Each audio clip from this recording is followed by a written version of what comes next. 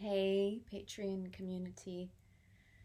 So, something came up today on a group call for Life is Immersive Prayer, my online course offering. And it's so helpful. I want to share it with you. Something that I like to remind us again and again is that we're good as we are. We can never really be off path because we're always learning something. And that life shows us, we will see if we're willing to look, what we need to learn and grow into over and over again. That we don't need to go out and seek, we don't need to analyze, we don't need to dig for something as if we're broken and we have all these puzzle pieces that we need to put together. That rather, life, if we just look, will reflect to us that which we need to see. That it's happening in real time and presence, yeah? Now, with this in mind, today in my group call, somebody said to me, well, you know what, Sky, I just get so singularly located within my flowy nature, within the inner world. I stay there and I'll flow all day, and then nothing gets accomplished, and I neglect tasks, and I'm really curious about this part of me.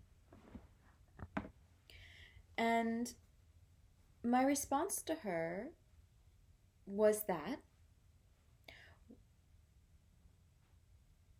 we have within us all of the elements, and that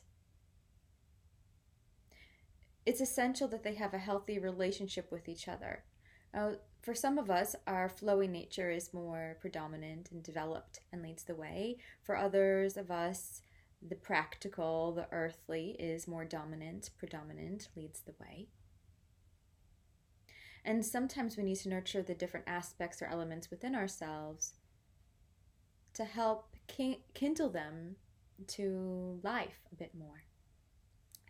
Sometimes it's perfectly natural and correct that we are in a flowy way for a long period of time, and then we're in a more practical way for a long period of time. It's not that all of these elements need to be in perfect balance in all moments. It's not logical. There's no formula or equation for it.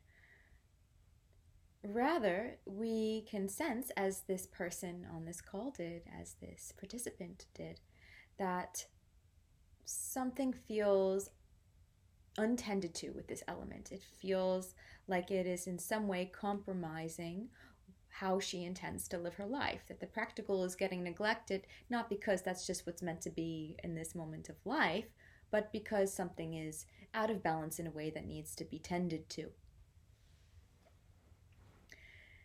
So when we are tending to something in our lives, it's very common that we, on one hand, or first, let's say we need to take a practical step. We need to have tremendous responsibility for ourselves, for our lives, tremendous accountability for making shifts and changes and adjustments to support ourselves in our lives, to be good custodians.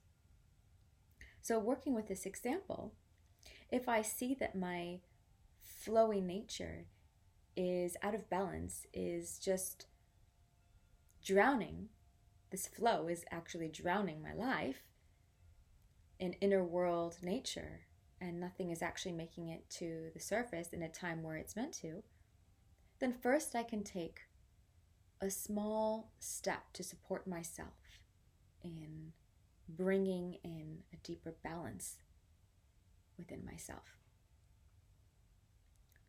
I can devote each day 1 hour or 2 hours, let's say, 2 hours that are devoted purely to the practical, to tending to the errands, to tending to the tasks that are necessary for the creations that are important to me to actually take hold, take root, and unfold. If there are no creations presently that require my attention, then I can just simply clean the house. In those 2 hours, I can go to the post office if I need to. I can sort through the mail, look at neglected bills, So step one, to just work with where we're at in life to take a step. What I love about this is that from there, so much can be revealed. Sometimes all we need to do is take that step and keep that promise to ourselves, to reparent ourselves and be in this incredible accountability for ourselves and our lives. Sometimes that's it. Other times, we then see what's next for us in our growth when we see our disproportionate reactions or responses in relation to that step that we just took, in relation to that new commitment. So, for example, if when I'm sitting down to do these tasks for 1 hour, I am hyperventilating, crying, so overwhelmed, I can't do it, oh my God, it's too much.